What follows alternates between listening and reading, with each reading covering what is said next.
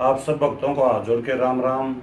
आज हमारे घर पे हरियाणा के मशहूर गायक और लेखक कलाकार भाई जयवीर पुनिया जी पधारे हैं, जो कि हमारे साथ रोड गांव से बिलोंग करते हैं। भाई साहब मेरी नज़र में तो जो हरियाणा की कल्चर है उसके बहुत अच्छे गायक हैं।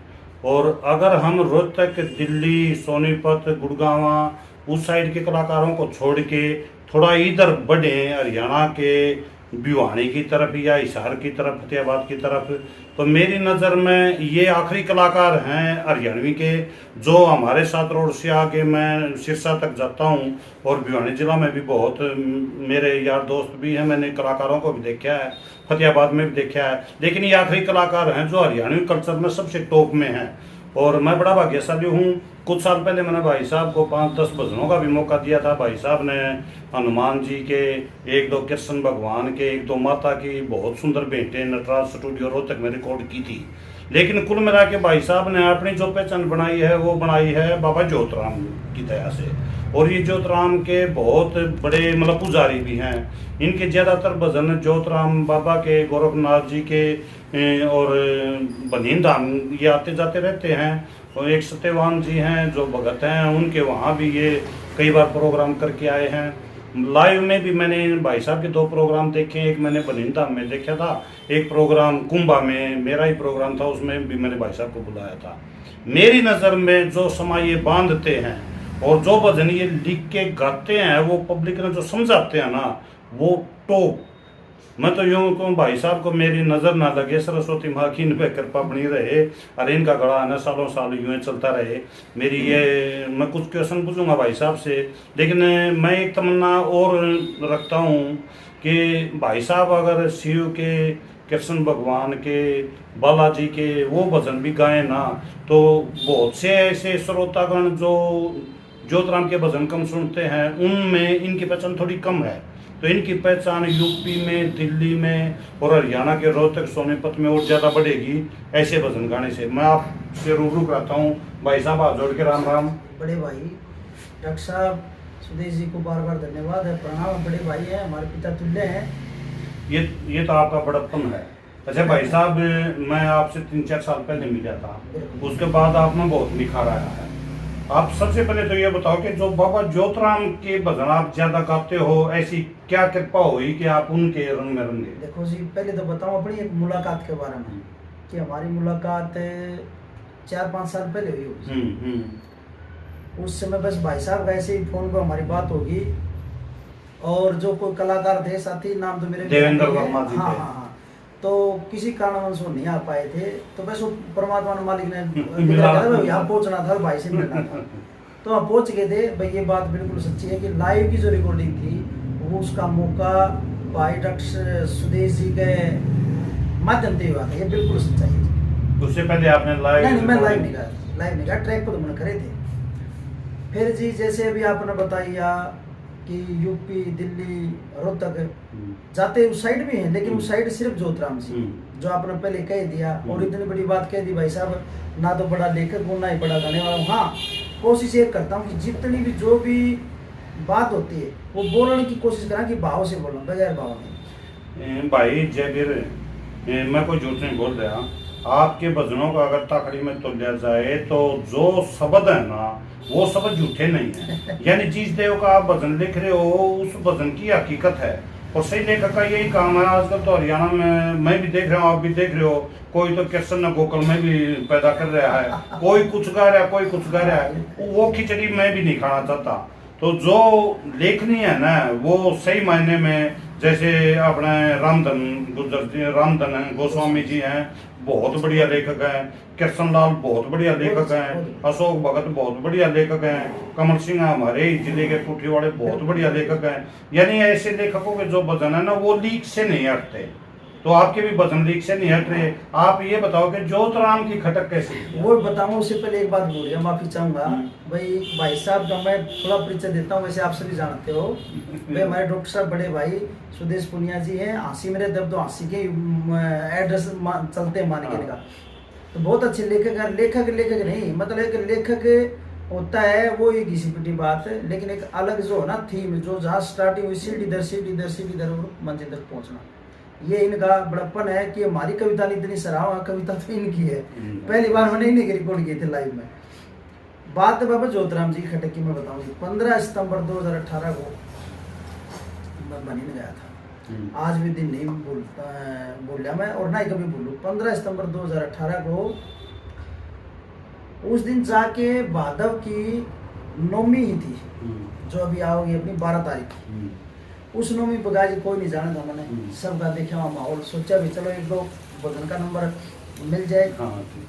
अच्छा, कुछ मन से बहुत परेशान था कई चीज़ों से, और वो जो परम शांति नहीं होती वो नहीं थी। तो वहाँ पर अपने एक फौजी साहब, अपने बीरी छपार गांव से कुलदीप सांगवान जी, उनको भी नहीं भूलूंगा मैं, ना ये डेट भूलूंगा। उन्होंने मेरे को प्रेरित किया कि आप वहाँ हो जी। तो वहाँ चले गए, और वहाँ हमारे जगवृद्धि भाई साहब हैं जो आज होली सोली वहाँ कमेटी के प्रधान हैं, सोनीपत के भटगांव से। तो उन्होंने जाके बताया दैया साहब को कि ये ऐसे ऐसे पुनिया साहब, और वे एक दो भजन का नंबर दे। तो हमारे साथी कलाकार बहुत अच्छे, दूरीचंद तालू वाले बड़े भाई बहुत अच्छा गाते हैं, वो गाना लग रहे थे। तो लास्ट में आरती का समय आ गया, वो शायद भूल गए होंगे। तो दैया भाई बोले भाई आपको कहा था रे भाई आए इनको दो। तो उस समय एक भजन गाया था जी मैंने, पहला भजन कि ज्योतिराम भगवान मेरे मेहंदी बन। उसके बाद हकीकत बताऊँ आपने, जो बड़ी है बिल्कुल, कोई उसमें इंटरव्यू वाली या कोई एडिटिंग कुछ नहीं, जो भाव की बात है वो। मैं जी जैसे ही मान लिया ये भादवा चांदना पक्ष खत्म होया, उसके बाद अपने जीना बसरात कनागत कह देंगे लग गए। मेरे जक नहीं पड़ी घर पर, मतलब आराम नहीं हुआ, मतलब बस ये उचाटी हो रही है यार, बनी नहीं चाल। मैं गाड़ी उठा के, मेरा भांजा था रामोतार सोरान बिरला गांव से, और एक हमारा एक मित्र था बिहार का इंद्रजीत यादव, उनको लेके मैं चल पड़ा। उनको लेके चल गया तो घर से ना कोई खाना ना, और मतलब खटक सिर्फ ज्योतिराम जी। वहां जाके जी कोई जानता नहीं था, तो ना सोने की व्यवस्था। वो दो चार जो वहाँ मंदिर में रहते हैं मौजूद भी बोले भाई ये पलट सीधे करो सो जाओ। थोड़ा पास से गुजरत है कि जो मंदिर का बिल्कुल पास लगते मकान है, बोले भाई मेरे घर आ जाओ, माँ जी घर तो बोलो सोना, आप इतनी मेहरबानी करते हो, क्यों बालू रहते थोड़ी थोड़ी ठंड हो जाए, उठन के दे दो खेस खास उन्ना जी वो दे दिए राम, और सो। वो तो सो के सारी रात भूखे भी थे, रास्ता में उन्होंने गोलगप्पे खा लिए, बर्गर खा लिए, रोटी कौन ना, तो हमने कहा सर मत ना, और ना बेचारे जाना थे, उन्होंने सोचा खा के आए होंगे। तो जी मन नींद नहीं आवे, मैंने जब बिल्ली बिड़क नहीं लिया कर मैं बिड़क लिया, और इतना आसान थोड़ी ज्योतिराम जी एक बार में मिलना। सारे तो नींद नहीं, हम सुबह वहाँ से वापस आ गए। तो वापस आके जब सोए ना, सारे घर के सोते, और मैंने जी एक सपना आया बड़ा गजब। सुबह 4 बजे तो अपना हकीकत बताऊँ कि उनकी एक फोटो लेके आया था, मैं फोटो छाती धर कर रोता रहा, मैं सारा परिवार सोता है मेरा, हकीकत बताऊँ, और मैं अकेला रोता रहा सुबह 4 बजे तक। घर के बोले ना तो आप पढ़े और ना हम पढ़े।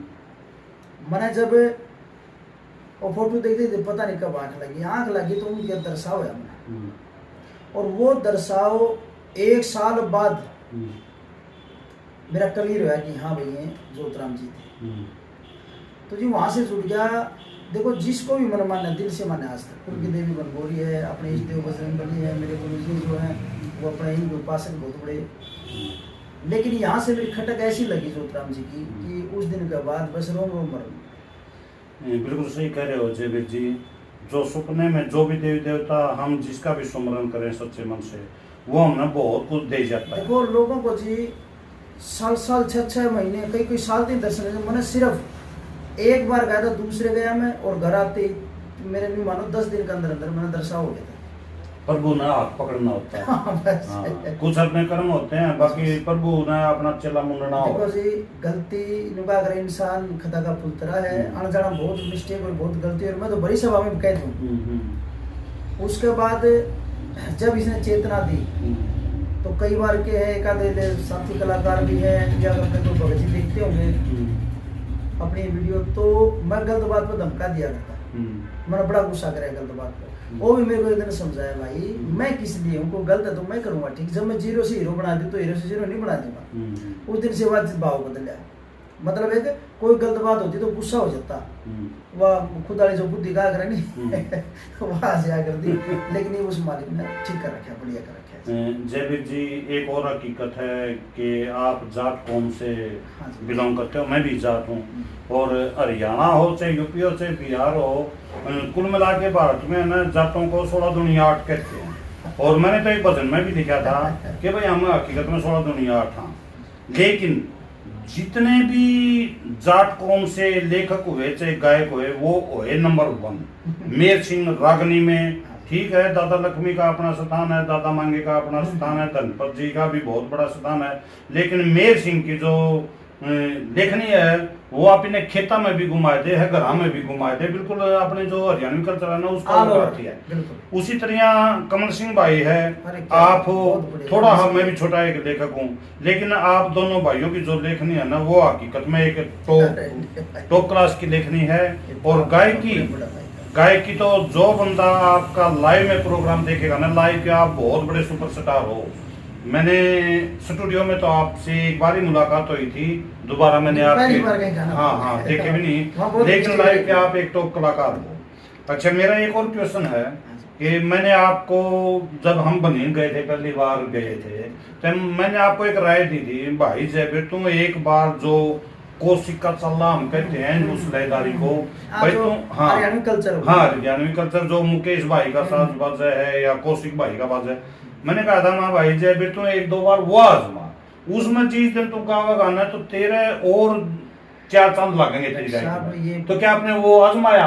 देखो हाँ, इसका जवाब देंगे आपको, जो आप नहीं कर रहे थे परमात्मा तुम्हारा था आपके मुँह से, हकीकत है।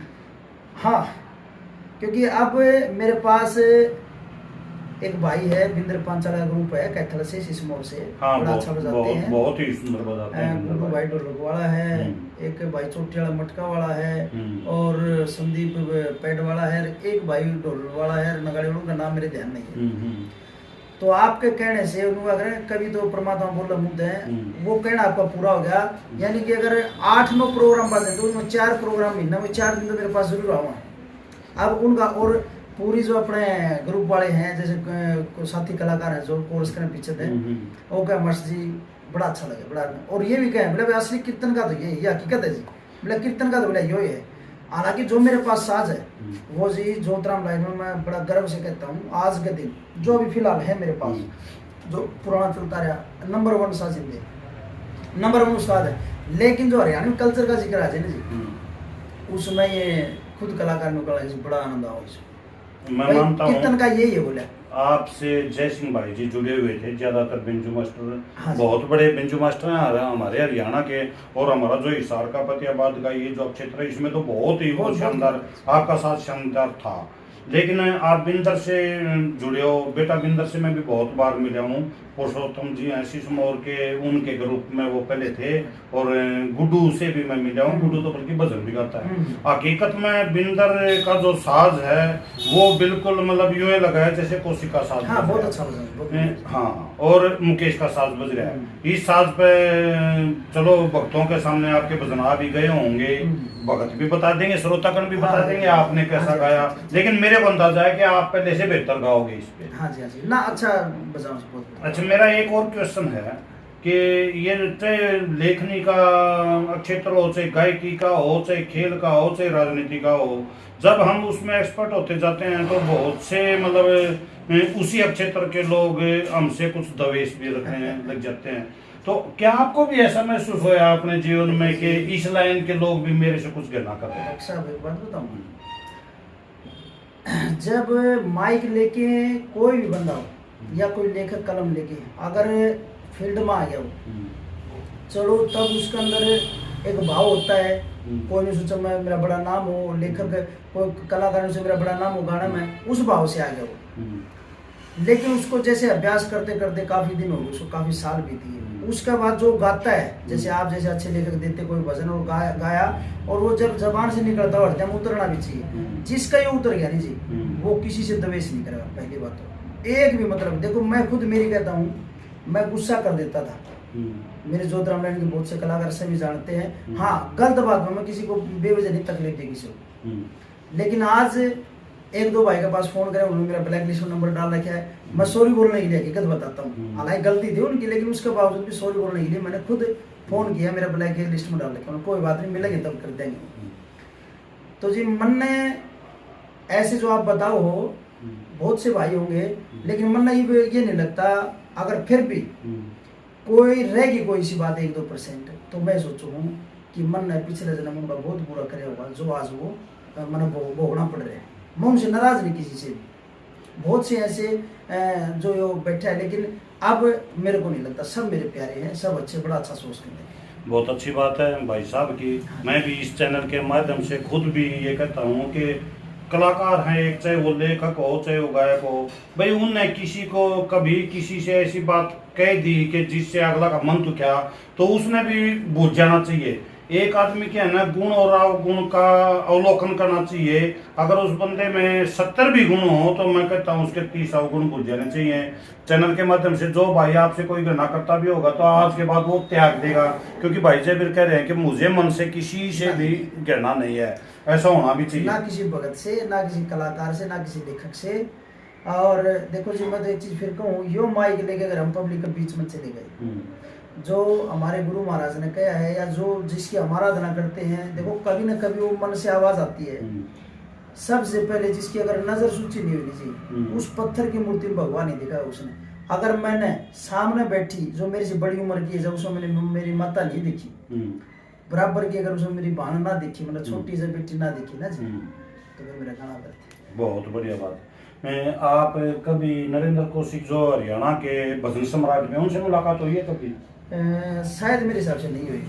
कभी मौका मिल जाए तो उनके पास आपको जरूर लेके चलूंगा मैं, क्योंकि मेरी नजर में नरेंद्र कौशिक हरियाणा की वो विभूति हैं जिन्होंने हर लयदारी को गाया, और उनकी इंसानियत, वो मेरी उनसे 2003 में मुलाकात हुई थी।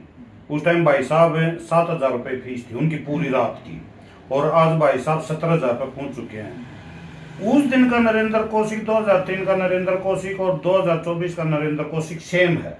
मतलब उस भाई में ना इतना भी घमंड नजर नहीं आया, उसमें नजर आया नहीं, उनकी धर्मपत्नी बहुत ही सुशील उनमें आया नहीं, उसके बेटों में आया नहीं, और उसके जितने साजिंदे उनमें आया नहीं। ये बड़ी गजब की बात बताई आपने। हाँ, तो कभी आप उनसे मिलोगे ना तो मतलब उनसे जरूर मिलना चाहिए, क्योंकि हमारी लाइन की वो एक बहुत बड़ी विभूति है। हम तो आप पे प्रार्थना करें, आप पे ले चलिए, हम तो मिलाइयो उनसे। ये जो आपने गायकी की बात बताई, देखो आपने बार बार कहा आप मेरे तो बड़े हो और बड़ा प्यार करो, मैंने इसलिए कहो, लेकिन मैं गाने वाला नहीं, ये मैं आज भी कहता हूँ चैनल के माध्यम से भी, मैंने गाना नहीं आता जी। लेकिन हकीकत में जैसे घर पर बैठे हो ना, जो अभी आपने कौशिक साहब वाली बात बताई, मैं कई बार सोचा करूँ यार लोग तो सुने क्यों है भाई, क्या क्वालिटी गाना तो नाता नहीं, हकीकत बताऊं जी मैं कि गाना तो नाता नहीं, और कोई खास कविता तेरे नहीं, मन से कह रहे चैनल का माध्यम से मैं सोचता हूँ, आज मेरे अंदर आप भी बैठे हो तो ये फील है ये यार कुछ है भी नहीं।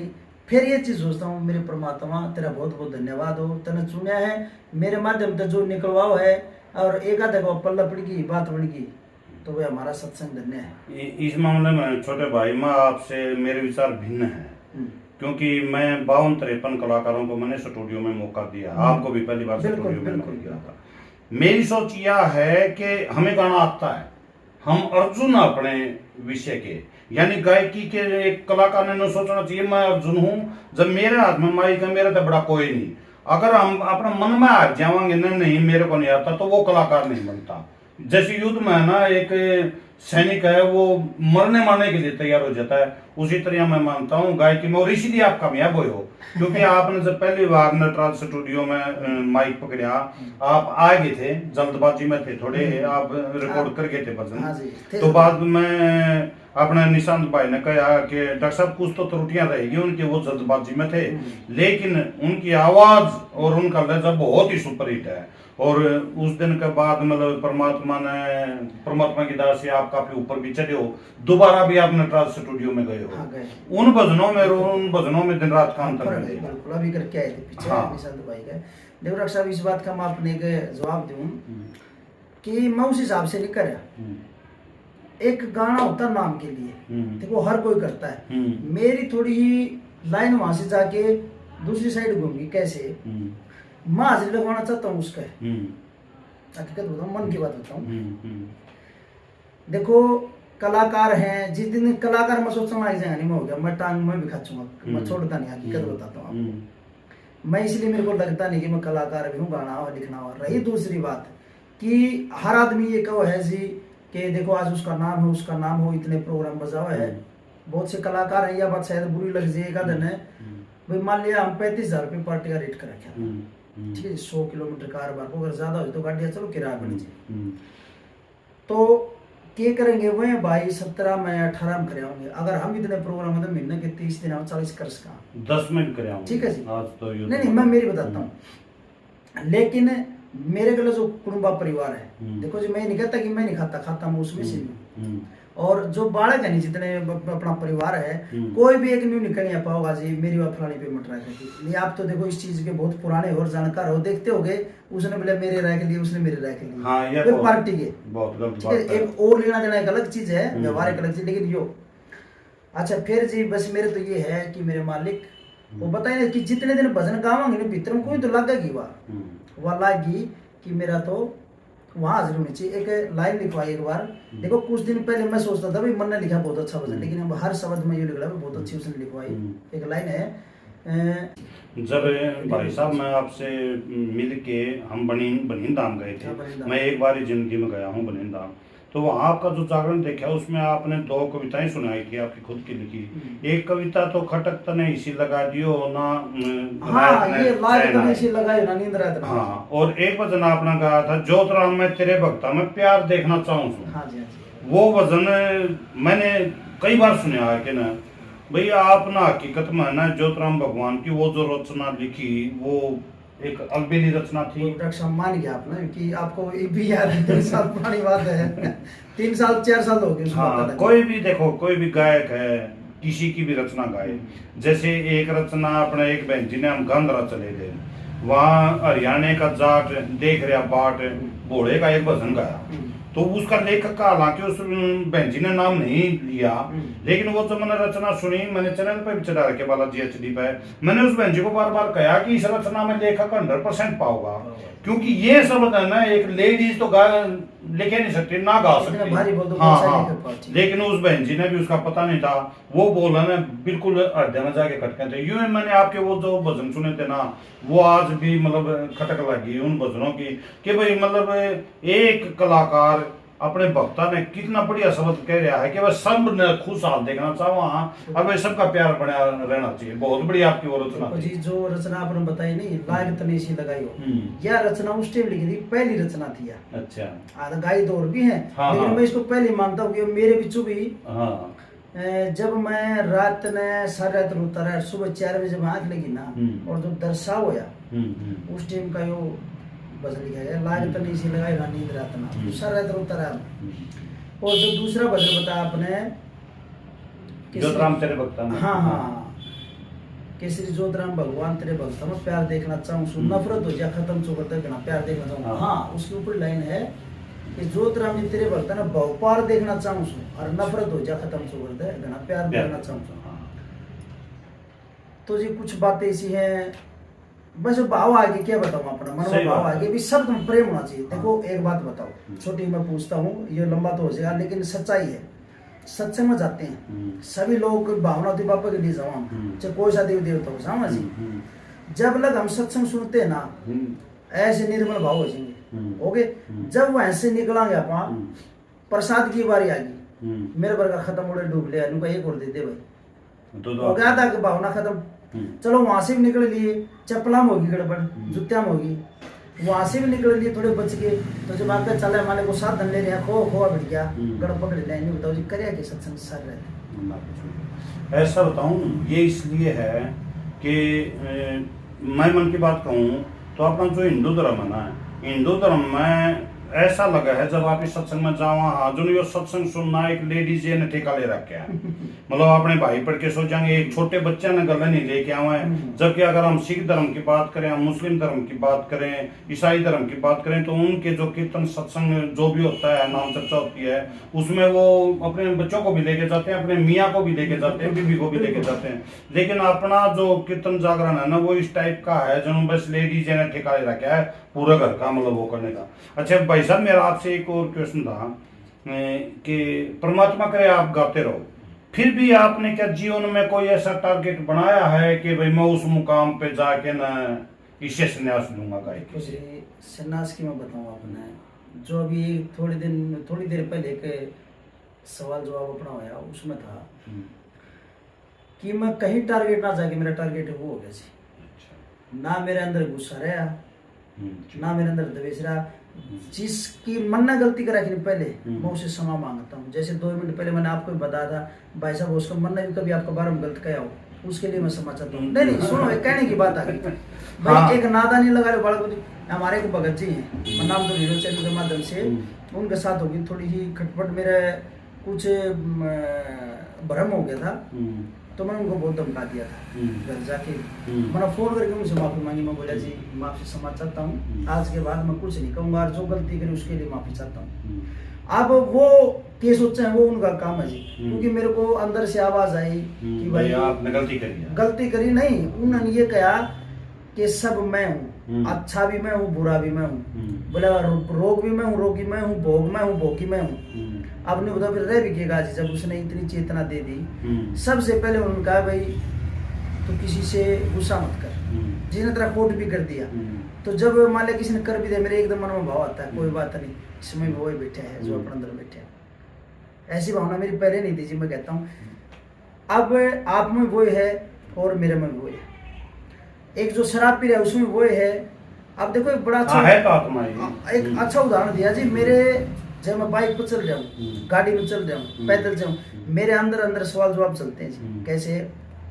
मान लिया एक चुगलखोर आदमी है, वो चुगली करता है, अच्छा उसका पता लग गया, वो बात आज कह दी किसी का, मतलब आप और मैंने कर दिया, मैंने कर दी, मान लिया कल में वो बात फैलती फैलती पहुंच जाएगी। आओ भाई हम इसे में हुए बैठांगे, तो उससे मैंने नीचा देखना पड़ेगा, मैं धरती खुद नहीं भाई आज के बाद मैं नहीं करूँगा, गलत हो गया, 10 मानस बेइज्जती होगी। फिर इन्हों कहा कि मैं महीना 20 दिन फिर निकाल दूंगा, काम वो महीना 20 दिन बाद फिर करना मैंने ओड़ा। फिर इसे हो गया कि थप्पड़ भी लग गया, फिर सोचा ना भाई तो नहीं करांगे। उसका कहने का मतलब रोज ये सोचा आज के बाद गलत नहीं करूँगा, फिर करूँगा। अंदर से आवाज आई भाई आप ये बताओ, जैसे आप हो, आप चाहते हो कि मेरी इज्जत हो, बिल्कुल चाहते हो कि मेरी वहाँ स्टाफ में भी इज्जत हो, मेरी कलाकारी लाइन में भी इज्जत हो, मेरी घर में भी इज्जत हो, तो क्या उस चुगलखोर मानस न्यूचा होगा कि मेरी इज्जत ना हो? हर आदमी चाहेगा कि मेरी इज्जत हो। आपा भी कौन सा नहीं हमारी बेइज्जती करे, कोई हमारे को थप्पड़ मारे, लेकिन उसने सजा दे रखी कि बेटा कोई ये कहता है प्रारब्ध नहीं, प्रारब्ध की सजा, जा बेटा सारी उम्र तुम दुनिया की गाड़ खानी। ये तो हकीकत है, जब परमात्मा मतलब संरचना अपने महात्मा डालता है तो वो अपने कर्म भी लिख देता है। बिल्कुल भाई जब सारे सत्कर्मी होंगे तो फिर ये कलयुग क्यों होगा, ये द्वापर क्यों होगा, गुण अलग अलग डालता है। इसका जवाब ये डॉक्टर साहब, जैसे गीता वाली बात है, मैं ही करता हूँ, हाँ मैं ही करवाता हूँ, ठीक है, मैं ही करवाता हूँ, अच्छा ही मैं करवाता हूँ, बुरा भी मैं करवाता हूँ। बिल्कुल बिल्कुल। लेकिन एक तो आप कमा भाई यो करवाओ है, अगर इसे पूर्ण रूप तो छोड़ दी ना गाड़ी, इस पर यो करवाओ है, तो गारंटी है जी कि मन हिला ही नहीं, मन को नहीं हिला है, दुनिया भी को नहीं चल रहा है। दुनिया जा भी यार एक काम मैंने सोचा ना परमात्मा ही करेगा तो फिर काम भी नहीं चलना, आप ही मेहनत तो आप ही ना करनी पड़ेगी। नहीं जी वो चीज तो एक अलग होगी, मेहनत तो अपन करनी है भाई। जैसे बांट दिया नहीं, बांटना तो उसे ने लिख दिया पहले इतने भाई इतने दिन होगा, पास छक्के पछता ले जाए, लेकिन होना तो लिख तो दिया उसने जी। फिर भी देखो मेरी सोच है पुनिया साहब कि भक्ति का मतलब मैंने एक भजन में लिखा, वो नहीं कहता लगा के तिलक तो मुदा पर चरणों में, बे माता के लेख भी मिट जाए जो लिख रखे कर्मों में। भक्ति अगर आदमी करेगा तो उसके जो लिख रखे ना परमात्मा ने, वो भी सोचेगा कि आपने तो गलत लिखे है, ये बंदा तो बहुत अच्छे काम कर रहा है, तो उसके में बुरे लेखों को मिटा के बिल्कुल। देखो जी इसी बात को मैं अपनी एक बात बताऊं, जैसे आप लिखते भी हो गाते भी, अपना भजन आप पुराने भजन सुने कि मारा होली खेलना आइयो बाबा। तो एक तो ये हो गया कि दूसरा भजन जिस तरह या कोई वाक्य ऐसा हो गया जैसे नया साल लग गया, आप मिठाई का डब्बा लेके पूछ गए सादा सर या मेहंदी पुल्ले बाबा बदल जी आया, दिमाग में आया सवाल कि भाई होली जो त्योहार है वो बड़ा प्यार का त्योहार है, फुल रंगों का या मतलब बड़ा मिलनसार त्योहार है। ऐसा मतलब ये है 7 रंगों का कि भाई हर एक का जीवन में रंग बिखरे। तो उस टाइम की भैया भावना आई भाई बाबा तो भैया लगा बैठे है, तेरी भावना देख के है, तेरा चाचा है, तेरा छोटा भाई, तेरा बड़ा भाई रूस रहा है, बड़ा है तो पैंट चुच करके थोड़ा तेल लगा के उसका गले में होली मुबारक। ये उसका मन में फिर ये आऊंगा यार वो तो गलत है, गलत करे है, अरे तो कुछ उस पर भी तो छोड़े जिसने तू बनाया है, जिसने वो बनाया है। तो कहने का मतलब है जी अगर ये तिलक कर दिया तो न्यू समझो बाबा होली खिलाना आ गया। सही बात। दूसरी बात मैं दिवाली में लेके चला गया डब्बा बाबा के लिए, बाबा ज्योतिराम जी ये डब्बा और आप पेड़े खाओ, लेकिन मेरे अंदर पता नहीं कि मेरा छोटा भाई है उसका खीर गुजरी पर 10 का विरोध है, ये नु कहे भाई उसने है नहीं तू किलो ले आया, तू आधी किलो उसके दिया। फिर मैंने कहूंगा जी वो तो गलती करे मेरे तो बोलता को नहीं, तू दे तो अगला काम मेरा है। तो मैं मानता हूँ जी कि उसके लिए पत्थर ही है, अगर जो यो काम करता है ना ज्योतिराम जी वहाँ के या हनुमान जी वहाँ के खाओगा। तो उस समय एक रचना लिखवाई, जैसे भी पुजारी हैं पंडित जी जो अपना मंदिर में है, जैसे सालासर है या खाटू श्याम सब में पता है, एक होता है वीआईपी, एक होता है अपना लाइन में लगा, ठीक है जी। इन्हों तो बैठा तो भगवान आके हो और जे मोड़ डाल लिए उस खाता में, क्या पुजारी हो गया? अब भाव देखो बड़े अच्छे भाव लिखवाए परमात्मा ने कि तेरी कथनी में कुछ और है, यानी ज्ञान बन ला ही पंडित जी मेरे लिए तो पैसे बनो लाइन में लग ये कर आड़ने भोग रहा है, कथनी में कुछ और है, तेरी करनी में कुछ और है, कर मेरी जा रही तना तेरे भीतर ले कुछ और है। डब्बे लेने तो जी या होली खेलने बापन बुलाते हैं या फिर मतलब ऐसा प्रचार करना तो माइक लेके मार भर के करे हैं कि जिस दिन मन में हो गया नहीं जी, मन में हो गया तो समझो मेरा टारगेट बस यही है जो आप पूछना चाह रहे हो भाई, मेरा तो वहां तक टारगेट है कि उसके बताए हुए नियमा पे एक भजन लिखा अभी आओ नया लिखवाए मेरे मालिक ने कि श्री ज्योतिराम की बातों पे कोई वेर लाए नर पावेगा, यानी कि वो हनुमान जी भी हैं या जो भी देवता है या ये कह लो श्री परमेश्वर की बातों पे कोई वेर लाए नर पावेगा, परमार्थ से काम करे जो भला हो रहा अच्छा होगा, ऐसा कोई वेर लाए मिलेगा। भाई जयवीर जी हमारे घर आए, भाई जी ने इतनी ज्ञान की बातें कही। मैं तो जब भी कई बार फोन पे बातें होती हैं उस टाइम भी मैं सोचता हूँ कि जयवीर जी जो इनको उन्नतियां है ना वो मुकाम अभी आपने नहीं पाया है, क्योंकि आप जिस दिन आप जैसे आपने हरियाणवी कल्चर में गाना शुरू किया, जिस दिन आप बालाजी के कृष्ण भगवान के माता के शिव के भजनों को गाओगे ना तो आपके यूपी तक डंका बजेगा, क्योंकि आपकी जो आवाज है ना सरस्वती माँ ने वो टॉप की दे रखी है। दूसरी बात आप एक टीचर हो और जो टीचर हो ना वो तो इतना ज्ञानी हुआ है, क्योंकि जैसे हम लिखते ना गुरु बिन ज्ञान नहीं मिलता, तो ये गुरु हकीकत में तो सबसे पहला गुरु तो टीचर ही है, जो हमने दुनियादारी के समाज के बारे में बताया है। हमारे घर पे आए छोटा हमारा घर आपने नहीं हम आपसे मिले भाई साहब घर देखो, बहुत बहुत आपका धन्यवाद। हम भी कहूँ आपसे चैनल के माध्यम से कहूँ और भाई सुनो ने कहूँ है कि मेरे पास ज्यादातर 99.99% ज्योतिराम जी के प्रोग्राम ठीक पहले बालाजी खूब किया था, जब यहाँ गया नहीं तो मैं मन से जुड़ गया इनसे, हकीकत बताऊं रोम रोम में कह लो हाड़ हाड़ में कह लो, हाँ ठीक है जी। लेकिन देखो भगवान सब एक है, देवता एक है, कुल की देवी बनभोली वाली है, वैष्णव देव बजरंग बली हमारे। तो हम आपसे भी कहते हैं कि जब भी आपको ऐसा लगे नजदीक में आप बिल्कुल छोटा भाई को कॉल करो, हम आपकी सेवा में हाजिर मिलांगे और जरूर पहुंचाएंगे। चलो आपका धन्यवाद। मेरे तो में प्रोग्राम का है लेकिन कोई कभी मौका मिला तो भाई को फिर मतलब इनकी मुखारबिन है, हम शिव जी के कृष्ण भगवान के बालाजी के भजन जरूर सुनेंगे। आप आए, आपका तहे दिल से धन्यवाद। सब भक्ता ने भी हाजिर के